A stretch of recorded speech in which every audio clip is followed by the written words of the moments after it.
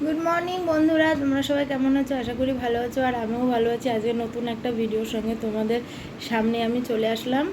আজকে বৃহস্পতিবার, আর সমস্ত কাজ আমার বাসি কাজ আমার হয়ে গেছে। সকাল উঠে আমি কাজকর্ম সব করে নিয়েছি, আর তোমাদের দাদাভাই কাজে চলে গেছে। আর আজকে মেয়ের স্কুলও নেই, ঠিক আছে? ওর মানে পরীক্ষা শেষ হয়ে গেছে কালকেই। আর সকালবেলা তোমাদের দাদাভাই গেছে, তখন কটা বাজে? 7:30 বাজে। তখন আমি ওকে একটা ডিম সেদ্ধ, 4টে পাউরুটি আর 1 কাপ চা দিয়েছি, আর আমি 1 কাপ চা আর বিস্কুট খেয়েছি। সেই সময় খেয়ে ও চলে গেল কাজে। আমি আবার একটু আমি শুয়ে পড়েছিলাম। শুয়ে পড়ে এবার ভাবলাম এখন আজকে তো বৃহস্পতিবার, তাড়াতাড়ি করে আবার উঠে গেছে। উঠে গিয়ে সমস্ত বাসি কাজ আমি করে নিয়েছি। এরকম বিছনা তুলে নিয়েছি। ওই যে আমার মেয়ে কী করছে জানো? দেখো, স্কুল থেকে ওর হাতের কাজ দিয়েছিল, তা সেটা এখন করছে ও। স্কুল থেকে হাতের কাজ দিয়েছিলো, তো অর্ধেক করে দেখিয়েছিল, আর বাদ বাকিটা কী করবে এখন বাড়ি বসে। তাই এখন ওই হাতের কাজটাই টুকটুক করে করছে। তো যাই হোক, তা আমি সকালে তো সেই সকালে আমি চা বিস্কুট খেয়েছি। খেয়ে তো সমস্ত বাসি কাজ সারলাম, ঘর বাড়ি ঝাড় দিলাম, বিছনা গুছালাম। তারপরে মেয়ে উঠলো, মেয়ে উঠে ওকে দিলাম দুধ আর কর্নফ্লেক্স। আর আমি কি খেয়েছি জানো? মুড়ি, জল, চিনি ভিজিয়ে খেয়ে নিয়েছি, কারণ আজকে খাবার ব্রেকফাস্ট করার মতন আমার ঘরে কিছুই নেই, সবই শেষ। তাই আর ওই আলাদা করে আর কোনো টিফিন করে খেতে পারিনি আমি। আর 4টে পাউরুটি ছিল, সেটা তো আমার দাদাদের দিয়েই দিয়েছি, দাদাকে। ঠিক আছে, তো চলো দেখো আমি কি বার করেছি দুপুরে রান্না করার জন্য। এই দেখো, এই যে এই পাট শাকটাকে ছাড়াবো, ছাড়িয়ে ভালো করে সুন্দর করে প্যাকেটে করে আমি ফ্রিজে রেখে দেবো। এটাকে আজকে আর রান্না করব না, কেননা তোমাদের দাদাভাই আজকে দুপুরে খেতে আসবে না, ও হোটেলে খেয়ে নেবে। আর দুপুরবেলা খেতে না আসলে এই শাক করে তো লাভ নেই, শাকটা দুপুরেই যায়। আর এই যে ফুলকপিটা কষা কষা করবো, আর এই কুমড়ো শাকটাকে গা মাখা শুকনো শুকনো করবো। আর এই যে ডালিয়া, এই ডালিয়াটা এখন রান্না করব, আমি আর মেয়ে খাবো।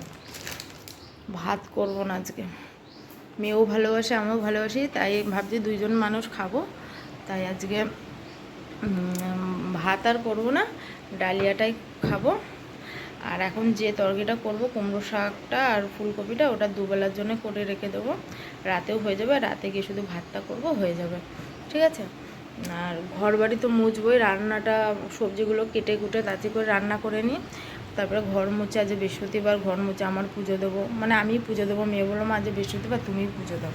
আর জামা কাপড় যা কাচা কুচি সব ভিজিয়ে দিয়েছি বাথরুমে, মেয়ের স্কুল নেই বলে পরীক্ষা ছুটি, তাও ড্রেসটাও আজকে আমি কেচে শুকিয়ে রেখে দেবো। ঠিক আছে, দেখতে থাকো, সঙ্গে থাকো। যখন রান্না করছি তখন আবার তোমাদের সামনে আসছি দেখাতে, ঠিক আছে? চলো, বাই। চলে আসলাম আবার রান্না করতে রান্নাঘরে। এরকম আমার সমস্ত সবজি কাটা গেছে। যে এখানে কুমড়ো শাকটাকে কেটে নিয়েছি, এখানে ভাজা হচ্ছে কুমড়ো শাকে যে সবজিগুলো দিয়ে রান্না করব সেই সবজিটা ভাজা হচ্ছে। আলু, পটল আর একটু পেঁপে, এর মধ্যে 5 ফোড়ন আর শুকনো লঙ্কা ফোড়ন দিয়ে আমি এইটাকে ভাজা ভাজা করছি। আর এদিকে হচ্ছে কী বলতো, এটা তরকারি হচ্ছে না, এটাকে একটু গরম জলে ভাপিয়ে নিচ্ছি, ঠিক আছে? ফুলকপি আর আলু একটু ভাপিয়ে নিই আমি, ভাপিয়ে না আনলে না ভাল লাগবে না খেতে, কেমন যেন চেয়ে চেয়ে থাকবে। আর এখানে আমি মশলা করছি, আদা, পেঁয়াজ আর রসুন দিয়ে এই ঘষুনিটাতে ঘষে ফুলকপিতে দেবো, বুঝেছো? চলো আজকে, আর এই টমেটোটাও ঘষে দেবো। এই হচ্ছে আয়োজন শুরু করে দিয়েছি রান্নার। আর যে পুরোটাই নিরামিষ, কালকে সেই দুপুরে ডিমের ঝোল ভাত খেয়েছি, রাতে আবার খেয়েছি সয়াবিন আলু দিয়ে গামাকা তরকারি আর পটল, এই পরোটা। আচ্ছা, পটল হচ্ছে, বুঝেছো? না, যখন যেরকম পরিস্থিতি তখন সেইভাবে মানিয়ে নিয়ে চলতে হবে। এটাই তো আমাদের মেয়েদের কাজ, বলো। পরিস্থিতির সঙ্গে চলতে হবে, তালে তাল মিলিয়ে। আমি খুব পরিস্থিতির শিকার। আমাকে যেভাবে রাখবে আমি সেভাবেই থাকবো, পরিস্থিতি আমাকে যেভাবে রাখবে আমি সেটাই মানিয়ে নিই।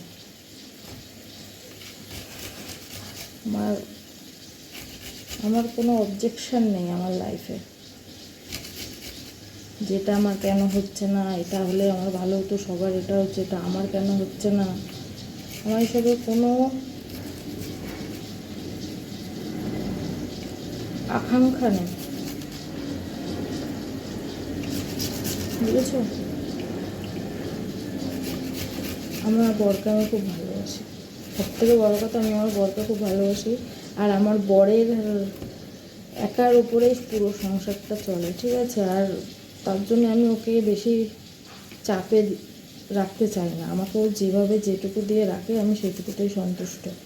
আমি কোনোদিন আমার বরকে অবজেকশন করিনি, আমার এটা লাগবে, এটা তুমি কেন দিচ্ছ না, আমার এসব সব কিছু আমাকে এনে দাও, আমার এই লাগবে, আমার সেই লাগবে, আমি কোনো সময় কিচ্ছু আমি আমার বরকে বলি না। আমার বর আমাকে যেভাবে রাখে আমি সেভাবেই থাকি। আমাকে ভগবান যেটুকু দিয়ে রেখেছে আমি সেটুকুতেই সন্তুষ্ট। এর থেকে বেশি আমি আর কিছু চাই না। সেই মানুষটা একা পুরো সংসারটা চালায়, সমস্ত কিছু সেই মানুষটার উপর দিয়ে চলে। তো সেই জায়গায় আমি তো জানি, আর সেই জায়গায় দাঁড়িয়ে যদি এখন আমি আমার সব চাহিদা আমি ওর কাছে যদি এখন পূরণ করতে চাই, ও পারবে না। পারবে ঠিকই, পারবে না সেটা ভুল কথা, পারবে, একটু দেরি হবে। আর সেই দেরি সহ্য করার অভ্যাস আমার আছে। এর জন্যে আমাকে যেভাবে রাখে আমি সেভাবেই থাকি, পরিস্থিতি আমাকে যেভাবে রাখছে আমি সেভাবেই থাকছি। এর থেকে আমি যথেষ্ট ভালো আছি, এর থেকে বেশি আমি আর কিচ্ছু চাই না, ঠিক আছে? এটাই আমার কাছে অনেক। এটাই কয়জনে পাই বলো? কত মানুষ এর থেকেও খারাপ অবস্থায় আছে, খারাপ পরিস্থিতি আছে, তারাও তো চলছে। তাদের দিকে তাকিয়ে আমি অনেক ভালো আছি, এটাই আমার কাছে অনেক, আর কিচ্ছু না।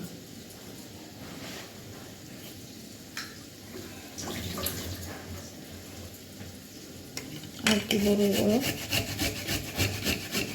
আমার আমার বর প্রচুর কষ্ট করে, প্রচুর খাটে সংসারের জন্য। ওর কাজ থাকলে কাজ, আর কাজ না থাকলে ও বাড়িতেই থাকে। অন্য কোনো জায়গায় গিয়ে আড্ডা মারা, কোনো নেশা ভাঙ করা, এসব কিছুই নেই। আর কাজ ছাড়াও কিছুই চেনে না, বুঝছো? তো ভগবান যখন আমাকে এত ভালো একটা মানুষ আমাকে দিয়েছে,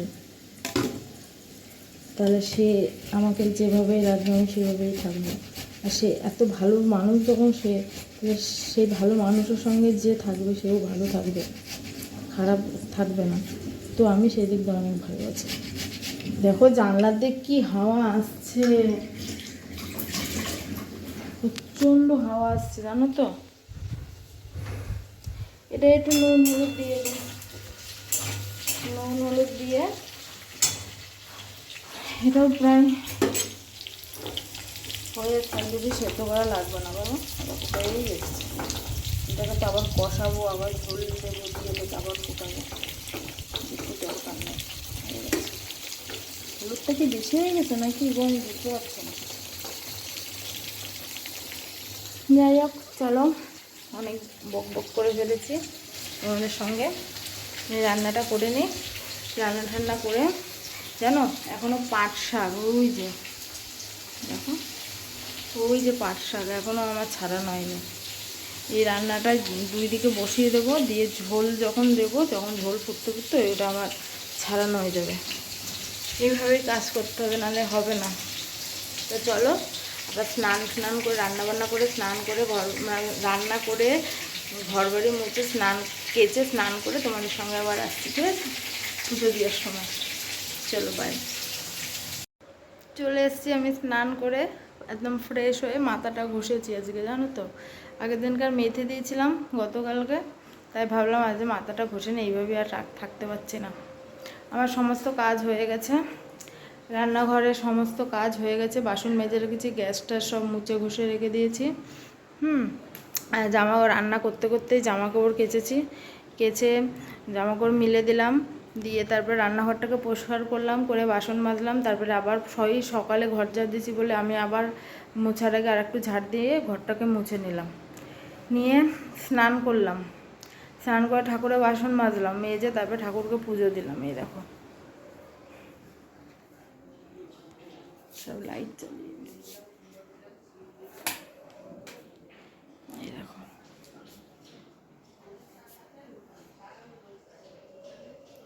ঠাকুরকে পুজো দিয়ে নিয়েছি।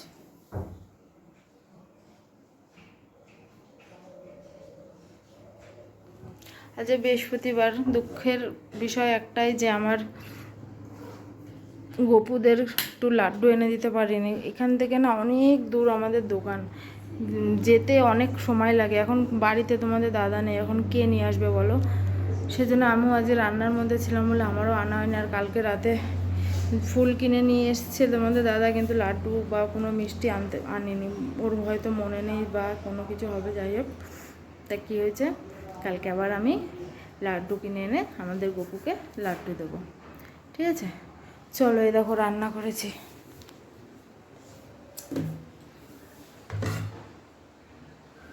ফুলকপি গামাখা গামাখা, এই যে কুমড়ো শাক, একদম শুকনো শুকনো করে কুমড়ো শাক,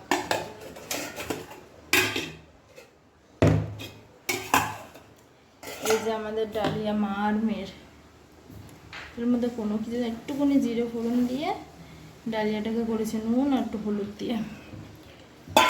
এই এখন খাবো, খেয়ে দে একটু রেস্ট নেবো, নিয়ে আবার এই যে আমার মেয়ে ও এতক্ষণ ধরে সেই রুমালটাকে করছিল, এই উঠলো, খুব খিদে পেয়ে গেছে ওর। এখন মা আর মেয়ে মিলে খাবো, খেয়ে দে একটুখানি রেস্ট নিতে পারবো। একটুখানি রেস্ট নিয়ে জানো কি করবো, আবার মেয়েকে দিয়ে আসতে হবে, আবার নিয়ে আসতেও হবে মনে হয় আজকে আমার, জানি না, আর পাচ্ছি না সময়ের সাথে কাজ করে উঠতে। সেই পাট শাকগুলো বাছলাম, বেছে প্লাস্টিকে রেখে ফ্রিজে রাখলাম, হয়ে গেল সব কিছু। এখন খাবো, খেয়ে দে একটু রেস্ট নিয়ে আবার বিকেলে মেয়েকে দিতে যাবো, ঠিক আছে? চলো খেয়ে নি, খুব খিদে পেয়েছে, সেই আর জল আর মুড়ি আর পেটে নেই। খেয়ে দিয়ে যখন মেয়েকে পড়তে দিতে যাব তখন আবার তোমাদের সামনে আসবো, ঠিক আছে? চলো, তোমরাও খাওয়া দাওয়া করে নাও সবাই। জানি না, হয়তো তোমাদের খাওয়া দাওয়া হয়েও গেছে, আমার দেরি হলো, এখন কি করা যাবে, ঠিক আছে? চলো, ভালো থেকো তোমরা, ঠিক আছে?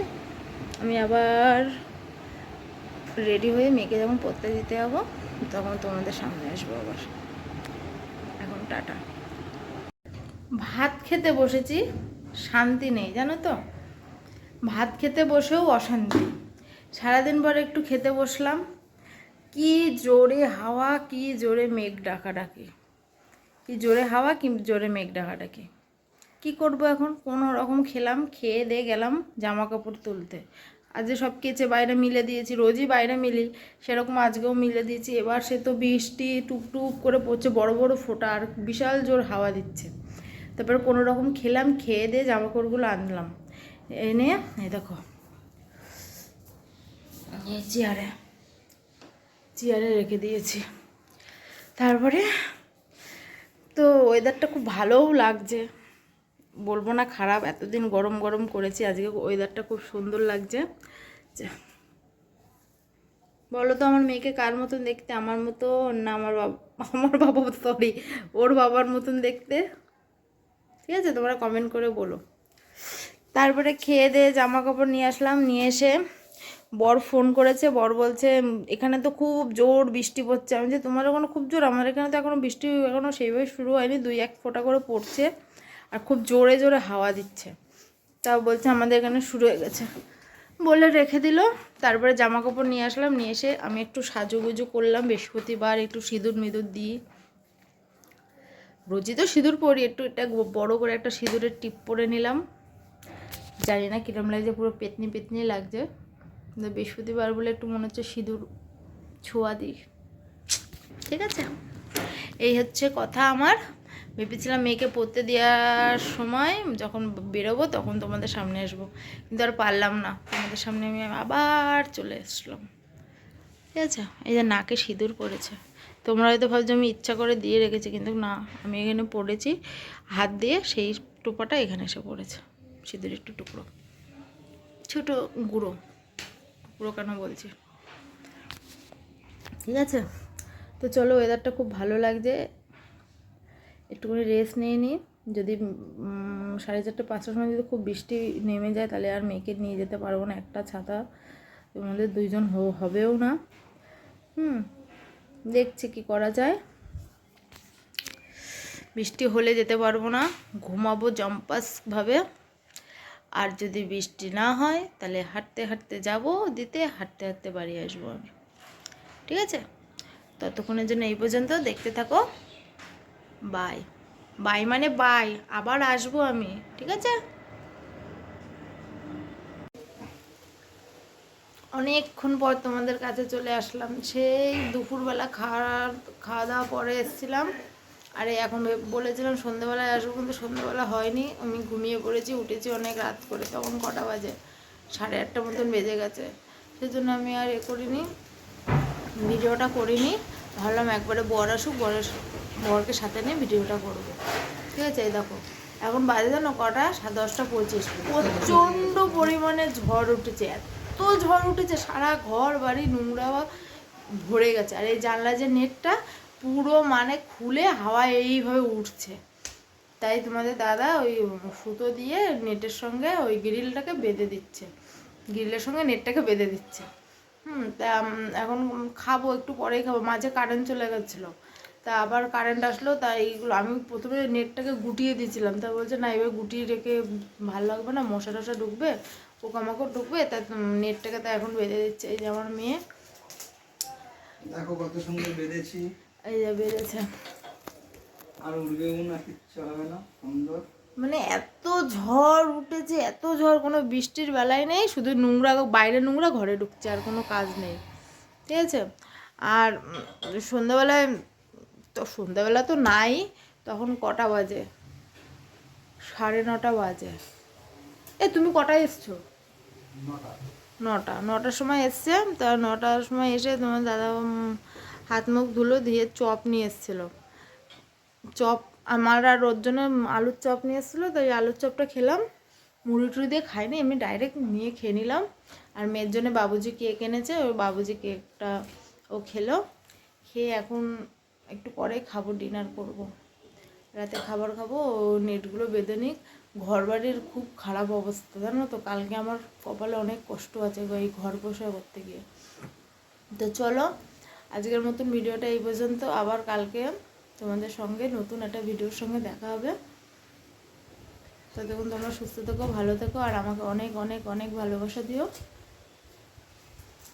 চলো, গুড নাইট। Good night. কিও গুড নাইট বলো। Good night. চলো।